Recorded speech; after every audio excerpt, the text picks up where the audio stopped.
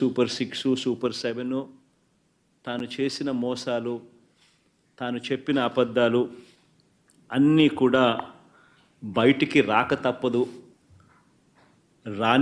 బయటికి రాని తప్పని పరిస్థితులు ఉత్పన్నమవుతాయి. కాబట్టి బడ్జెట్ తాను ఏ రకంగా పెట్టకుండా పోస్ట్పోన్ చేస్తూ చిట్ట చివరకు తాను బడ్జెట్ ప్రవేశపెట్టడం, ఆ బడ్జెట్ ద్వారా తాను ఇంతవరకు చెప్తా వచ్చిన అబద్ధాలన్నీ కూడా అబద్ధాలుగా ప్రూవ్ అయిపోయి ఉన్న పరిస్థితులను కూడా లాస్ట్ ప్రెస్ కాన్ఫరెన్స్లో, లాస్ట్ ప్రెస్ మీట్లో సుదీర్ఘంగా కూడా ఎక్స్ప్లెయిన్ చేయడం జరిగింది. అంత సుదీర్ఘంగా కూడా చెప్పినా కూడా చంద్రబాబు నాయుడు గారిలో మార్పు ఉంటుందా?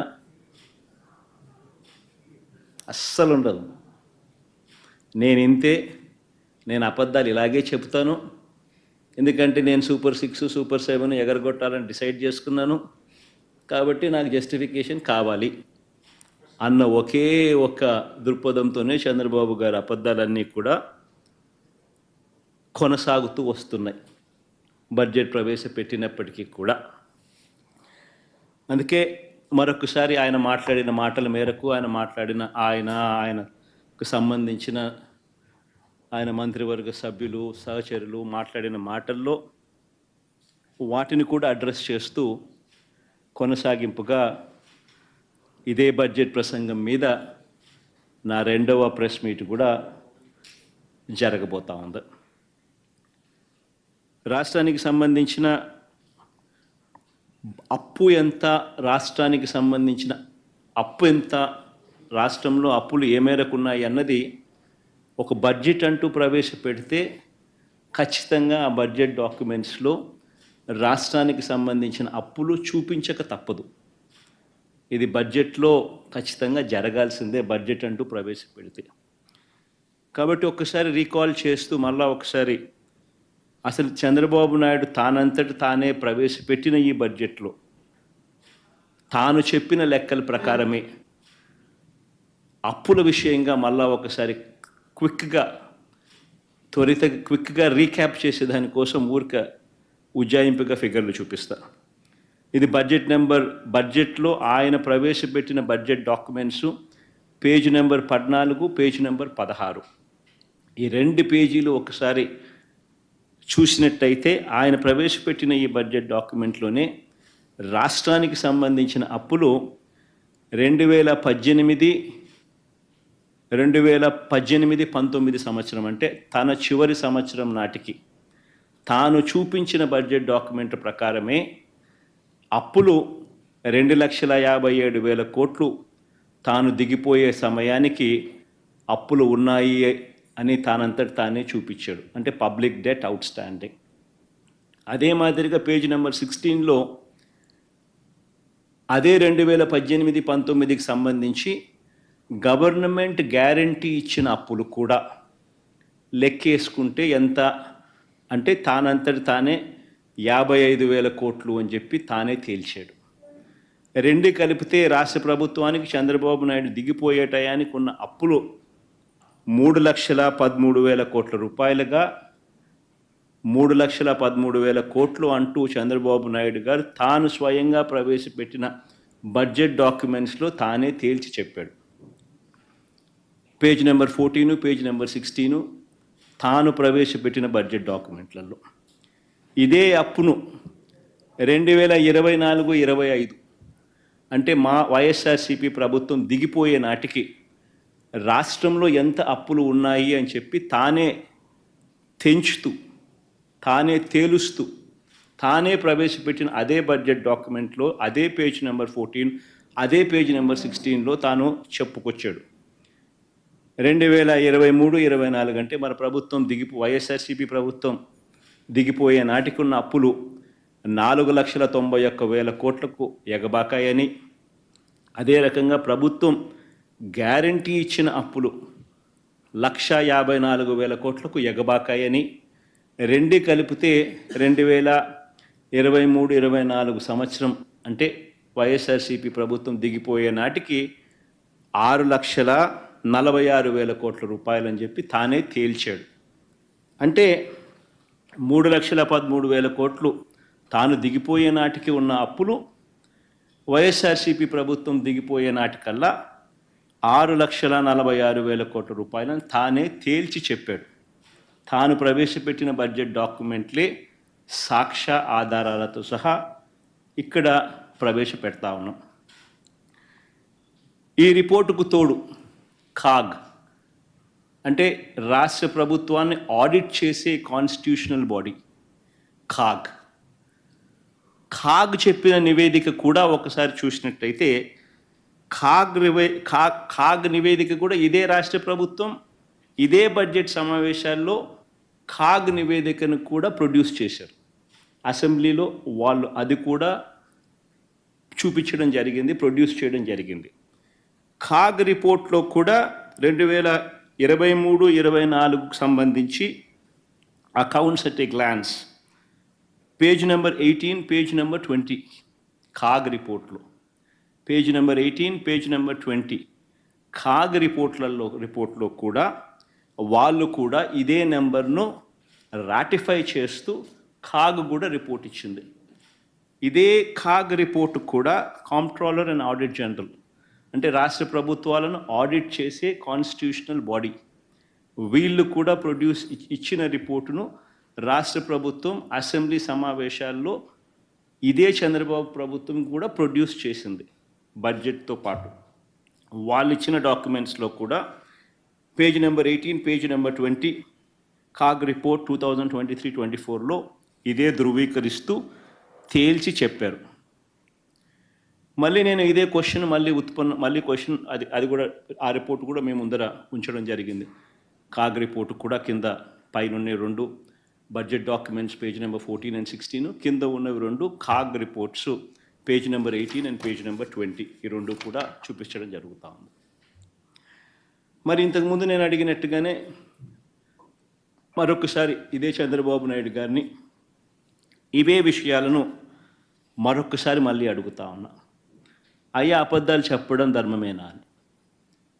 ఎక్కడ 11 లక్షల కోట్లని ఒకసారి, 12.5 లక్షల కోట్లని మరోసారి, చివరకు 14 లక్షల కోట్లు అని చెప్పి దాన్ని ఎన్నికల నాటికల్లా 14 లక్షల కోట్లు అని చెప్పి దాన్ని తీసుకొని వెళ్ళి ఇలా తప్పుడు ప్రచారాలు చేయడం ధర్మమేనా అని చెప్పి ఇదే పెద్ద మనిషిని చంద్రబాబు నాయుడు గారిని గట్టిగా నిలదీస్తూ అడుగుతున్నాం.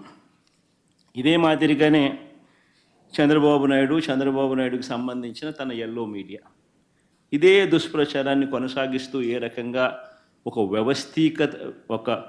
ఒక ఆర్గనైజ్డ్ క్రైమ్ ఎలా చేస్తారు అనేది ఇంతకుముందు కూడా చూపించిన. అంటే వ్యవస్థీకృత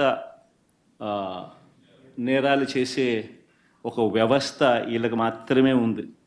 ఒక పద్ధతి ప్రకారం ఒక గోబెల్స్ ప్రచారంలో భాగంగా వాళ్ళకి సంబంధించిన ఎల్లో మీడియా అంటే ఓ ఈనాడు, ఓ ఆంధ్రజ్యోతి, ఓ TV5 వీళ్ళకు తోడు ఏ రకంగా వీళ్ళు ఉంటారు, ఏ రకంగా చంద్రబాబు నాయుడు ఉంటాడు, ఏ రకంగా ఓ దత్తపుత్రుడు ఉంటాడు, ఏ రకంగా వీళ్ళకు బీజేపీ పార్టీలో కూడా వీళ్ళకి సంబంధించిన మనుషులే అక్కడ కూడా ఉంటారు. వాళ్ళు కూడా ఏ రకంగా అందరూ కలిసి ఒకే కోరస్గా ఏ రకంగా అబద్ధాలకు రెక్కలు కట్టి ప్రచారం చేస్తారు, ఒక వ్యవస్థీకృత క్రైమ్ ఏ మాదిరిగా చేస్తారు అని చెప్పి మీకు ఇంతకు ముందు కూడా విపులంగా కూడా చెప్పడం కూడా జరిగింది.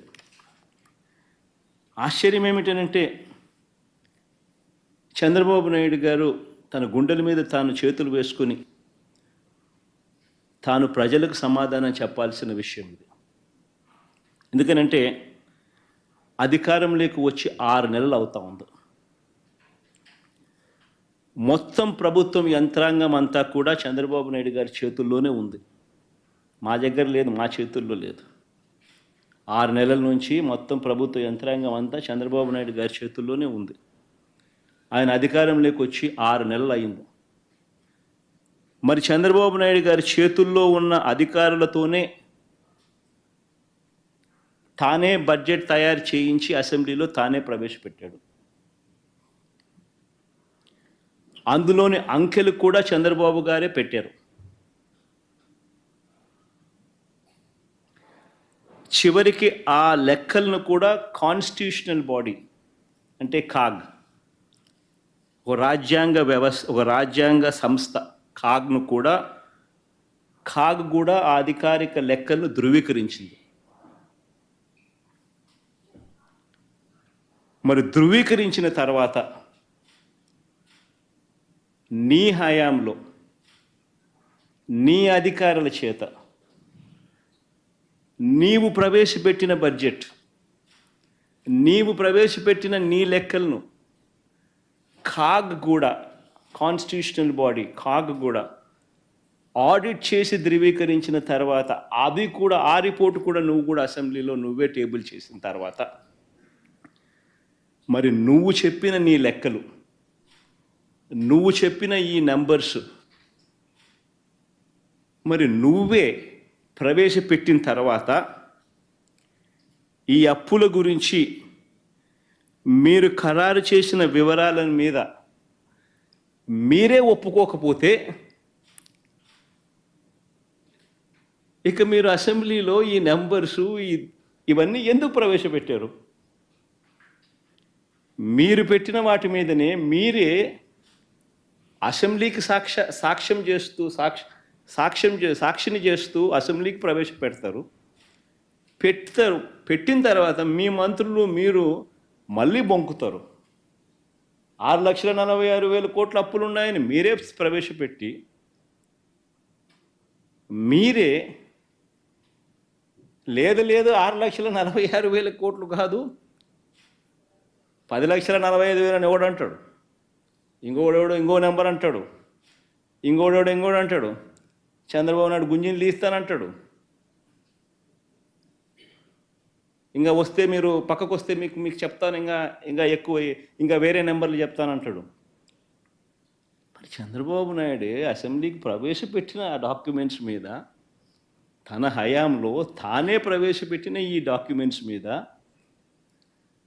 తానే అసెంబ్లీలో ఒకటి ప్రవేశపెట్టి ఇంకొక మాటలు తాను మాట్లాడుతూ ఉన్నాడు అని అంటే, కేవలం సూపర్ 6, సూపర్ 7 హామీలను ప్రజలు ఎందుకు నువ్వు ఇవ్వడం లేదని నిలదీస్తారు అనే ఒకే ఒక్క కారణం చేత బొంకిందే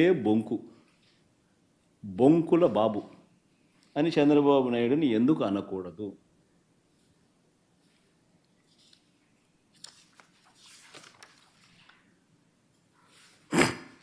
చంద్రబాబు నాయుడు ఇంకా ఒక అడుగు ముందుకేస్తూ చెప్పిన అబద్ధాలే మళ్ళీ చెప్పుకుంటూ వస్తూ ఉంటాడు. స్పిల్ ఓవర్ అకౌంట్స్ మీద కూడా ఒక ఇదే రకమైన దుష్ప్రచారం. ఈరోజు నేను చూపిస్తూ ఉన్నా, ప్రతి సంవత్సరం మామూలుగా స్పిల్ ఓవర్ అకౌంట్స్ ఉంటాయి.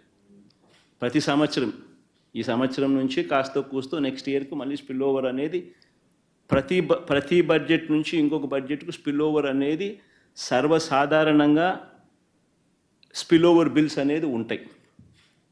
చంద్రబాబు నాయుడు గారు 2019లో దిగిపోతూ తాను స్పిల్ ఓవర్గా తాను బకాయిలు పెట్టిన బిల్సు, మాకు ఇచ్చిపోయిన బిల్సు, ఆ బిల్సు మేము కట్టిన బిల్సు ఎంత అని చూస్తే 42,183 కోట్ల రూపాయలు మేము కట్టాం. ఆయన ఎక్కడెక్కడ బిల్స్ పెండింగ్ పెట్టిపోయాడు అని చెప్పి ఇంతకుముందు చాలా సుదీర్ఘంగా కూడా చెప్పాను. మళ్ళీ అకౌంట్స్ను మళ్ళీ చెప్పాలి అని అంటే మళ్ళీ ఒకసారి ఇక్కడంతా కూడా కనపడతా ఉన్నాయి. ఆరోగ్యశ్రీకి ఏ రకంగా 680 కోట్లు పెట్టాడు, విత్తన బకాయిలకి ఏ రకంగా 960 కోట్ల రూపాయలు తాను ఏ రకంగా ధాన్యం సేకరణ బకాయిలు, విత్తన సేకరణ బకాయిలు 360 కోట్లు, ఇట్లా రకరకాలుగా ఏ రకంగా పెట్టుకున్నాడు. పవర్ బిల్స్ ఏ రకంగా, పవర్ సబ్సిడీ ఏ రకంగా తాను ఇవ్వకపోవడం వల్ల తాను డిస్కాములకు పెట్టిన బకాయిలు ఏ రకంగా ఉన్నాయి అన్నీ కూడా చూసుకుంటే మొత్తం consumer affairs food and civil supplies 5,786 కోట్లు, ట్రాన్స్పోర్ట్ డిపార్ట్మెంట్ 180 కోట్లు, women and child welfare department 265 కోట్లు, హ్యాండ్లూమ్స్ అండ్ టెక్స్టైల్స్ 19 కోట్లు, అగ్రికల్చర్ డిపార్ట్మెంట్ 2,378 కోట్లు, AP seed development corporation limited 249 కోట్లు, హార్టికల్చర్ డిపార్ట్మెంట్ 1,084 కోట్లు, యానిమల్ హస్బెండరీ డిపార్ట్మెంట్ 59 కోట్లు, ఫిషరీస్ డిపార్ట్మెంట్ 88 కోట్లు, ఇండస్ట్రీస్ కామర్స్ షుగర్ డిపార్ట్మెంట్ 200 కోట్లు,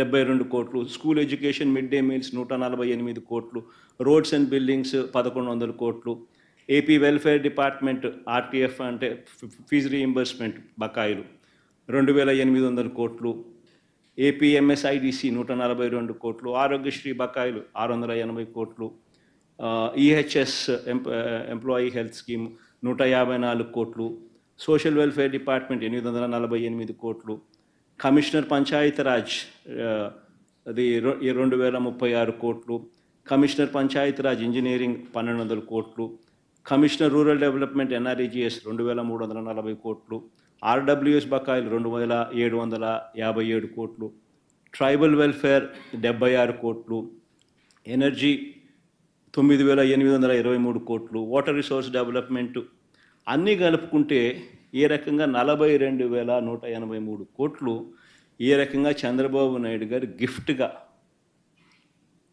వైఎస్ఆర్సీపీ ప్రభుత్వం రాకమునుపు తానిచ్చిన గిఫ్ట్. ఇలా సర్వసహజంగా ఈ బిల్లులు గిఫ్ట్గా ఈయన ఇస్తూ ఉంటాడు.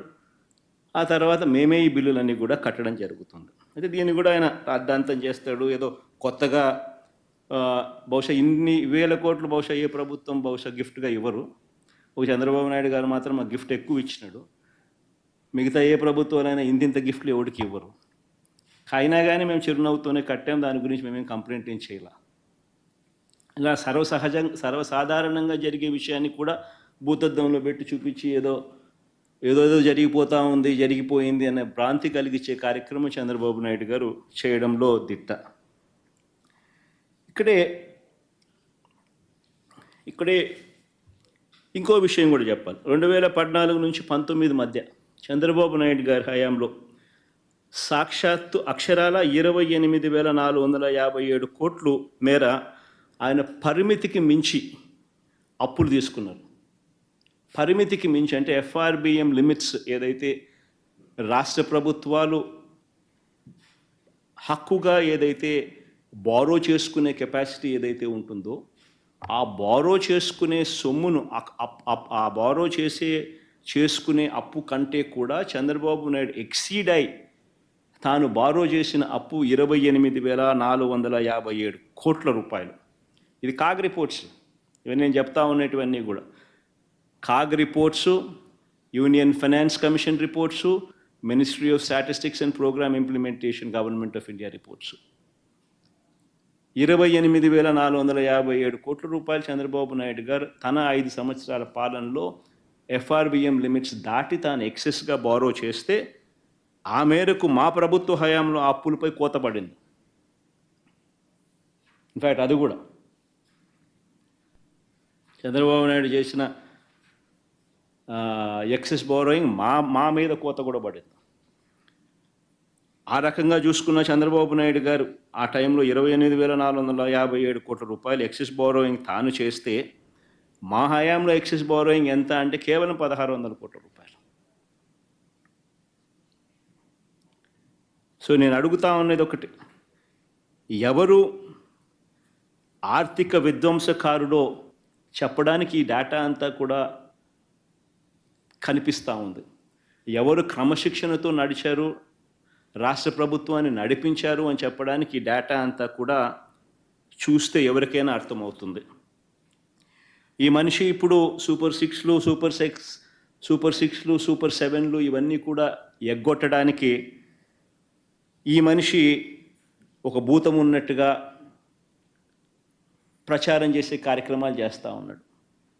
వాస్తవం చెప్పాలనంటే చంద్రబాబు నాయుడు గారి హయాంలో కోవిడ్ లాంటి మహమ్మారి ఎప్పుడూ లేదు. 2 సంవత్సరాలు కోవిడ్ లాంటి మహమ్మారి వైఎస్ఆర్సీపీ ప్రభుత్వం అధికారంలోకి వచ్చిన తర్వాత మా ప్రభుత్వం హయాంలో కోవిడ్ లాంటి మహమ్మారిని చూసాం. ఎప్పుడు చూడాల. రాష్ట్రానికి సంబంధించిన వనరులు తగ్గిపోయిన పరిస్థితి, అనుకోని ఖర్చులు పెరిగిన పరిస్థితులు, ఒక విచిత్రమైన పరిస్థితి దేశంలో కాదు ప్రపంచంలోనే ఎప్పుడు చూడని కోవిడ్ లాంటి మహమ్మారి 2 సంవత్సరాలు రాష్ట్రాన్ని బట్టి పీడించింది, దేశాన్ని బట్టి పీడించింది, ప్రపంచాన్ని బట్టి పీడించింది. అయినప్పటికీ కూడా చంద్రబాబు నాయుడు గారి హయాంలో వర్సెస్ వైఎస్ఆర్సిపి హయాంలో అప్పులు ఎవరు ఎక్కువ చేశారు, ఎవరి హయాంలో అప్పులు ఎక్కువ అయ్యాయి అని చెప్పి చూస్తే చంద్రబాబు నాయుడు గారి హయాంలో చంద్రబాబు నాయుడు గారు అధికారంలోకి వచ్చే నాటికి 1,32,000 కోట్ల అప్పు ఉంటే ఆయన దిగిపోయే నాటికి 3,13,000 కోట్ల రూపాయల అప్పులు తెగాయనంటే కంపౌండెడ్ యాన్యువల్ గ్రోత్ రేటు ఆయన హయాంలో 19.54%. కంపౌండెడ్ యాన్యువల్ గ్రోత్ రేట్ అంటే వార్షిక అప్పుల వృద్ధి రేటు. అదే మా హయాంలోకి వచ్చేసరికి మా 5 సంవత్సరాల్లో 3,13,000 కోట్ల రూపాయల నుంచి 6,46,000 కోట్లకు మా హయాంలో అప్పులు పెరిగాయి అని అంటే కంపౌండెడ్ యాన్యువల్ గ్రోత్ రేట్ 15.61%. అంటే చంద్రబాబు నాయుడు గారి కంటే 4% అప్పులు తక్కువ మా హయాంలో జరిగినట్టుగా లెక్కలు క్లియర్గా కనిపిస్తూ ఉన్నాయి. అంటే ఎవరు ఆర్థిక విధ్వంసకారుడు అన్నదానికి ఇవన్నీ లెక్కలే సాక్ష్యం. నేను అడుగుతా ఉన్నది ఒకటి, ఈ 6,46,000 కోట్లకు నాన్ గ్యారంటీ అంటే గవర్నమెంట్కి అసలు మామూలుగా అయితే ఇది బడ్జెట్లోకి కూడా రాదు. ఎందుకనంటే సెంట్రల్ గవర్నమెంట్కి కూడా ఎస్బీఐ ఉంటుంది, సెంట్రల్ గవర్నమెంట్కి కూడా ఐఓసి అనే ఇండియన్ ఆయిల్ కార్పొరేషన్ ఉంటుంది, హెచ్పిసిఎల్ అని ఉంటుంది. వాళ్ళు చేసిన అప్పులు సెంట్రల్ గవర్నమెంట్ ఖాతాల్లోకి రావు. హిందుస్థాన్ పెట్రోలియం కార్పొరేషన్ చేసే అప్పులు సెంట్రల్ గవర్నమెంట్ ఖాతాల్లోకి రావు. ఇండియన్ ఆయిల్ కార్పొరేషన్ చేసే అప్పులు సెంట్రల్ గవర్నమెంట్ ఖాతాల్లోకి రావు. స్టేట్ బ్యాంక్ ఆఫ్ ఇండియా చేసే అప్పులు సెంట్రల్ గవర్నమెంట్ ఖాతాల్లోకి రావు. అవన్నీ పబ్లిక్ సెక్టర్ అండర్టేకింగ్స్, వాళ్ళ అప్పులు చేసేటివి. అవన్నీ నాన్ గ్యారంటీడ్ అప్పులు అంటారు. అంటే స్టేట్ గవర్నమెంట్కు సెంట్రల్ గవర్నమెంట్కు సంబంధం లేదు అప్పులు. అటువంటి అప్పులు కూడా ఏదన్నా ఉంటే రాష్ట్ర ప్రభుత్వానికి ఉండేటి ఏదైనా ఉంటే అవి కూడా తీసుకోండి. నేను అవి కూడా ఒక అడుగు ముందుకు మామూలుగా బడ్జెట్లోకి రావు. అయినా కానీ చంద్రబాబు నాయుడు సాటిస్ఫై చేసేదానికి అవి కూడా తీసుకోకపోండి అని చెప్తాను. అవి కూడా తీసుకున్నా కూడా చంద్రబాబు నాయుడు గారు అధికారంలోకి వచ్చే నాటికి అధికారంలోకి దిగే నాటికి ఎంత అని చూస్తే అధికారంలోకి ఆయన వచ్చే నాటికి 8,600 కోట్లు అప్పులు ఉంటే అలాంటి అప్పులు ఆయన దిగిపోయే నాటికి ఆ అప్పులు 77,000 కోట్లకు తీసుకుపోయాడు. అక్కడ కూడా ఆయనదే ఘనత. మా హయాంలో అటువంటి అప్పులు 77,000 కోట్ల నుంచి తగ్గించడం ఓ 2,000 కోట్లు, 75,000 కోట్లని అక్కడే ఉంది, ముగిసింది. అంటే ఆయన హయాంలో 54.98% compounded annual growth rate non guaranteed అప్పులు పెరిగిన శాతం. మా హయాంలో అది తగ్గింది, -0.48%, -0.48%.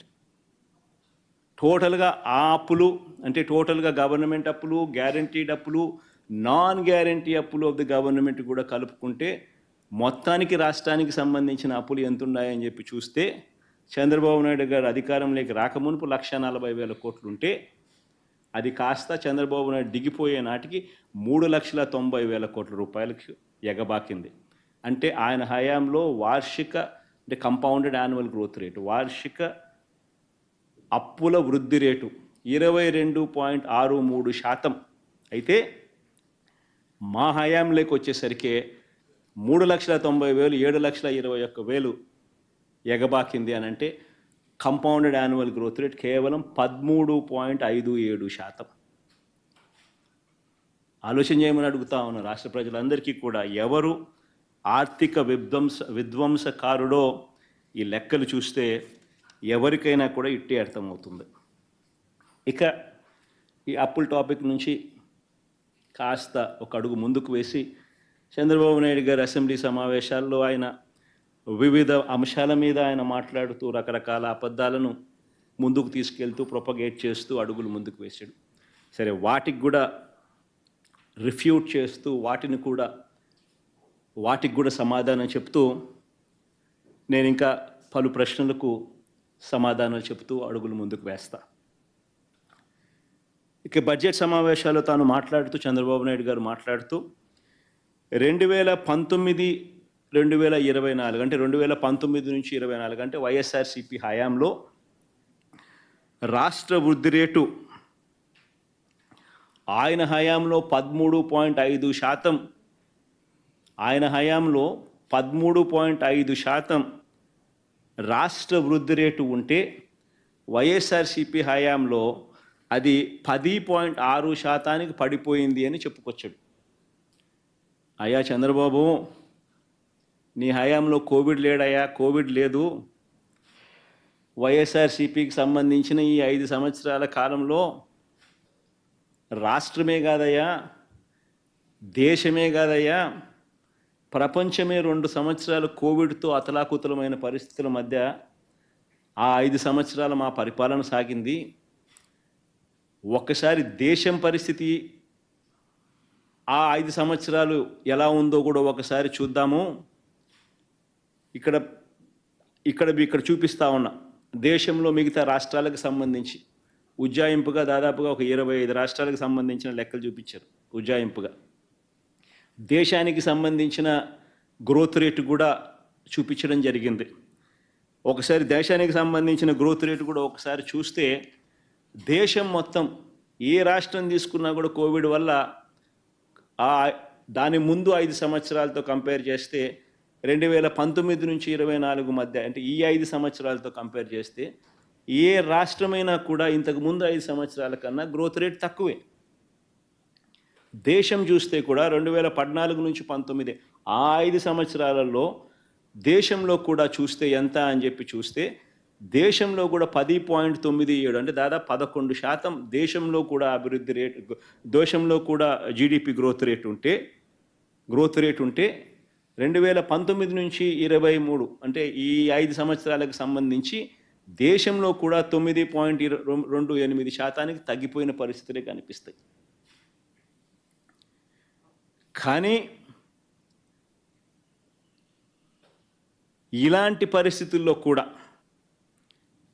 ఇలాంటి ప్రతికూల పరిస్థితుల్లో కూడా కోవిడ్ 2 సంవత్సరాలు ఉన్నప్పటికీ కూడా ఒకసారి గమనించినట్లయితే, రాష్ట్ర పరిస్థితి ఒకసారి గమనించినట్లయితే, కోవిడ్ ఉన్న 2 సంవత్సరాలలో ఇళ్లలో నుంచి బయటికి రాలేని పరిస్థితిలో ఉన్న ప్రజలు, ప్రపంచవ్యాప్తంగా ఏ దేశ ఆర్థిక వ్యవస్థ చూసినా కుదేలైపోయిన పరిస్థితుల మధ్య కూడా 2014 నుంచి 19 మధ్య వృద్ధి రేటు కన్నా 2019 నుంచి 24లో వృద్ధి రేటు మందగించినప్పటికీ కూడా, ఇలాంటి పరిస్థితుల్లో కూడా మన రాష్ట్రంలో పారిశ్రామిక వృద్ధి రేటు, అంటే ఇండస్ట్రీ గ్రోత్ రేట్. ఇండస్ట్రీ అంటే ఏంది? ఉద్యోగాలు ఇచ్చేది. Mining and quarrying, manufacturing, electricity, construction, ఇవన్నీ కలిపితే industry sector. Manufacturing growth rate, industry growth rate.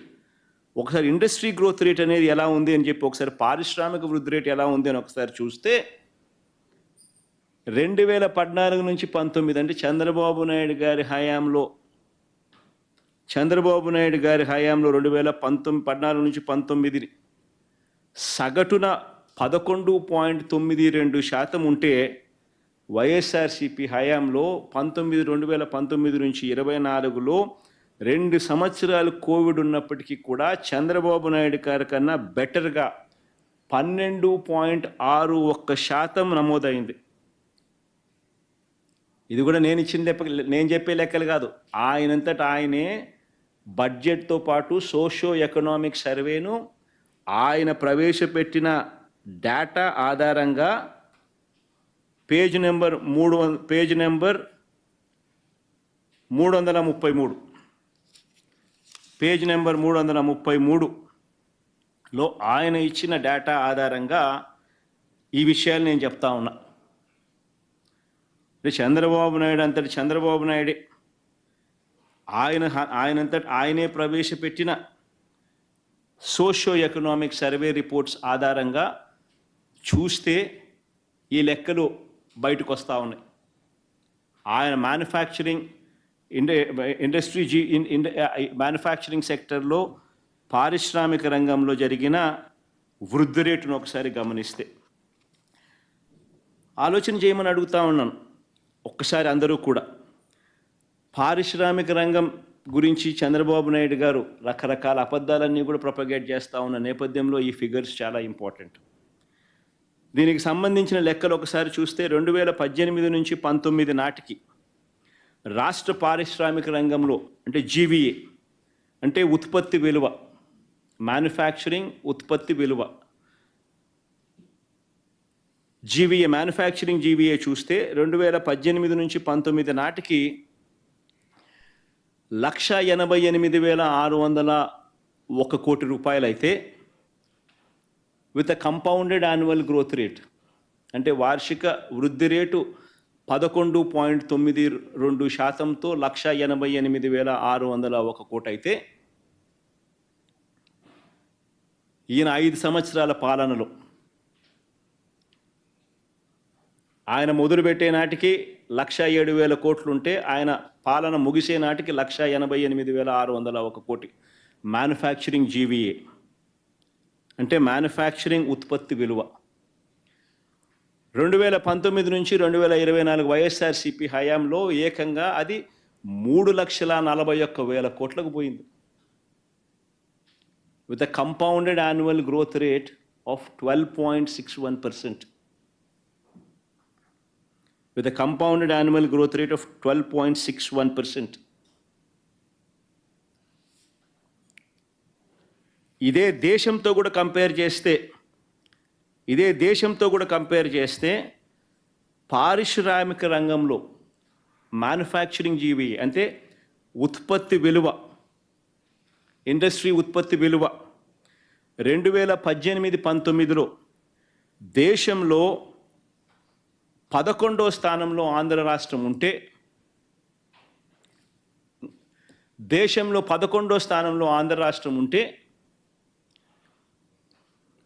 ఇది పర్ క్యాపిటల్ మీద దేశంలో 11వ స్థానంలో ఆంధ్ర రాష్ట్రం ఉంటే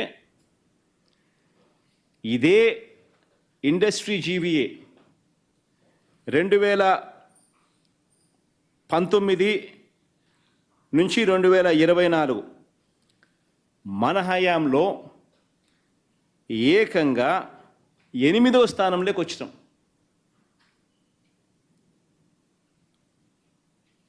పారిశ్రామిక రంగంలో జీవీఏలో 2018-19 సంవత్సరంలో చంద్రబాబు నాయుడు గారి చివరి సంవత్సరంలో దేశంలో మనం 11వ స్థానంలో ఉంటే 1,88,000 కోట్ల రూపాయల జీవీఏతో 2000 మన ప్రభుత్వ హయాంలో 2022-23 హయాంకి వచ్చేసరికి ఏకంగా 3,14,000 కోట్ల రూపాయలతో ఏకంగా 8వ స్థానంలోకి మనం వచ్చాం. 3,41,000 కోట్లతో ఏకంగా 8వ స్థానంలోకి వచ్చినాం. దేశంలో కూడా ఒకసారి ఈ జీవీఏ కంపారిజన్ చేస్తే ఏపీ ఇండస్ట్రీ ఉత్పత్తి విలువ 12.61% ఉంటే దేశంలో మ్యానుఫ్యాక్చరింగ్ జీవీఏ దేశం మొత్తం 8.17%.